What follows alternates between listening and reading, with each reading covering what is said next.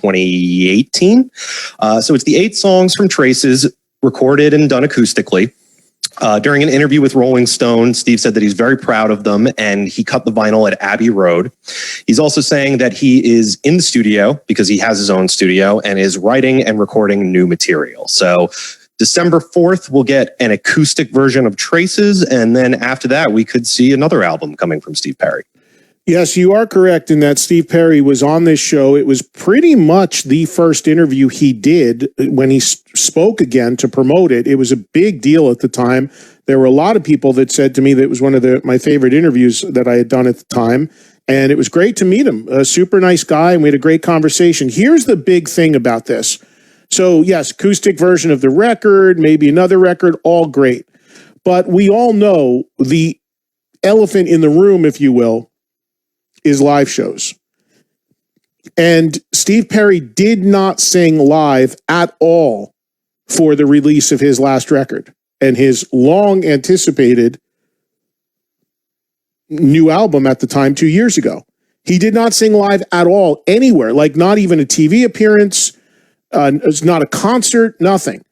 And we all know that is where the business is. If you're going to have a fighting chance to make a living or to sell a record, you've got to go out and tour it or at least play it live somewhere.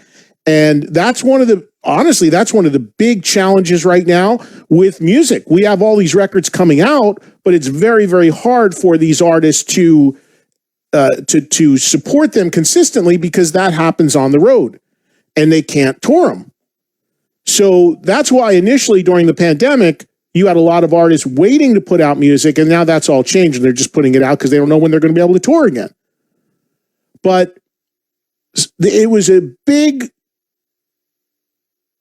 kind of flag, if you will, that Steve Perry would not go and play live and would not sing live, which led to questions about whether he could do it and sing live anymore. And his voice was strong enough still to do that.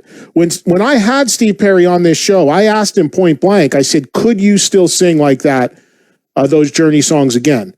Which, by the way, if he said no, there'd be absolutely no shame in that because it would be an honest response. And how many times have we talked about this? I mean, most people can't do what they did at 25 at 60. You can't. There's no shame in it at all. The shame in it comes when you start faking it and you start singing to tracks and you start lip syncing and all this, auto tune and pitch correct and all this nonsense. And basically it's electronics. That's shameful. Tuning down, altering your voice, making the best of it. Nothing wrong with that if you got to change it. Tons of people have to do that are older. And I remember Steve Perry gave a very honest answer when I asked him that question. He said, I could probably do it, but I have to tune down. Nothing wrong with that. Fine. But he didn't even tune down. He didn't try it. He didn't, that we're aware of. He did not do one live show for a highly anticipated record. And as a result, it's a very, very difficult thing to have that record have any traction.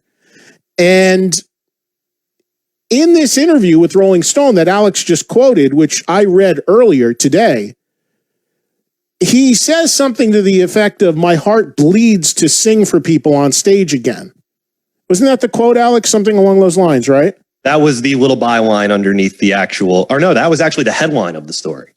Yes, because that's the thing. I mean, it's great to have Steve back. It's great to have him singing and making a record, but we want to, of course, now he couldn't play live, but you know what I'm saying. In normal times, we want to see him play. Want to hear him sing. Even if it's not exact to what the Journey stuff was, there'd be no shame in that. That bar was set so high 30, 40 years ago, it's not even funny. And he won't do it, and he hasn't done it, but now he's saying he wants to do it, which would beg the question for me, why didn't you do it when you could do it? Why didn't you do it off the heels of releasing a new album when it would have made sense? In the Rolling Stone article, they don't ask him why he didn't when he could have. And now in a pandemic, he's saying he wishes he could. So I'm not sure what's going on there. The last time he sang live, he got up with a band called the Eels, and it mentions that in the story, Alex. What year was that? That was like 5-6 years ago, right? Oh yeah, or longer. I It think says like the year in the maybe story. 8. Yeah, hold on. The stupid new Rolling Stone paywall, Bob, like fucks me up. Give me a second. It comes up every once in a while. I know it Yeah. wasn't. It was like in mid 2000s, or maybe I don't know. Maybe it was like 6 years ago. But anyway, there's a band called the Eels, and he jumped on stage with them and sang a couple songs. It's the last time he sang live, and I think that Steve, again, if you're expecting this man at this point in his life to be able to sing the Journey classics exactly the way he did in 81, you're dreaming. Just not going to happen. And again, there's nothing wrong with that. That's expected. A baseball player, a football player, they can't do what they did at 60 when they're, that they did when they were 20. There's nothing wrong with that. But you find what's comfortable for you. You find what you can sing and you go out and do it if you want to do it. And I'm sure Steve Perry, even at half of his range, is still better than most of the singers we have today. So it's going to be interesting. And this was an interesting turn. And I thought this was an interesting story because one of the biggest stories beyond the fact that Steve released a record a couple years ago was the fact that he has not sung anywhere. He has not performed live at all, which begs questions, which makes people wonder what's up. And now he's saying he wants to do it at a time he can't do it because of a pandemic. And maybe somewhere down the line, he comes around to doing it. I think, and I'm certainly not a shrink. I'm certainly not a singer or a musician myself, but I have seen this before, that there could also be a certain insecurity. That if you haven't been heard singing these classic songs, especially when you think of the Journey songs, that so many people will be just dying to hear him sing, they're going to go in that thing with these expectations of hearing him sing exactly like the record. And then the next thing you know, there's YouTube videos and there's people online saying, oh, he can't sing anymore. Doesn't sound like him anymore.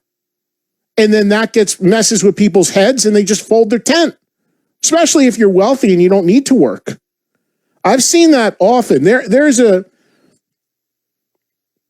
know if I'm going to tell you who the singer is. I don't know. I don't think it's a big deal one way or the other. Well, I'll leave the singer's name out of it, but the singer in a very, very, very well-known major hard rock band.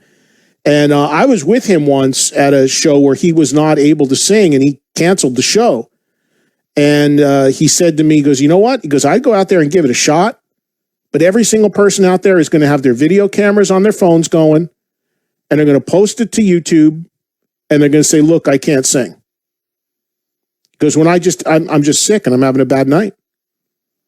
So it's a really difficult thing for these singers. And then you have guys that are out of the picture for a long time, and then they get back in, and they're concerned about stuff like that because they know the ripple effect from it. But as I've said consistently, there's only a few freaks of nature out there. Glenn Hughes, Sammy Hagar, Steven Tyler, Robin Zander. Just off the top of my head. Freaks in the best of ways, meaning late 60s, early 70s, still just belted out. Just incredible freaks. Paul Rogers, another one. But most people are mortal and human, and they're going to go out there and they're going to do the best they can. And I have no problem with that as long as it's real. The minute you sniff out that there's a track running underneath them, they're lip syncing, they've got a million effects on their voice where you just you warble into a microphone and it comes out pitch perfect. Whenever you pick up all that, that's the time they should pack it in. But if you're going out there and you're tuning down or you do it, you got to change keys, you got to do something, I get it. All right, we got to get another break. So let's take care of that real quick. We'll come back with more news stories from Alex. And again, coming up in minutes, Luke Spiller from the Struts, who he's got to stop smoking cigarettes. I'm going to yell at him about that. And he's a friend, so I can do it. But I'm seeing pictures of him with the cigarettes, and I hang with him in LA, and he's smoking and drinking. Now he's young. You feel like you're bulletproof when you're young, but the guy's got a great voice. I don't want to see him blow it out. Just what he needs. He's at 8:00 at night in England. He's coming on my show. He's going to get reprimanded by me. All right, we'll talk to Luke in a bit, and we'll get more news from Alex next.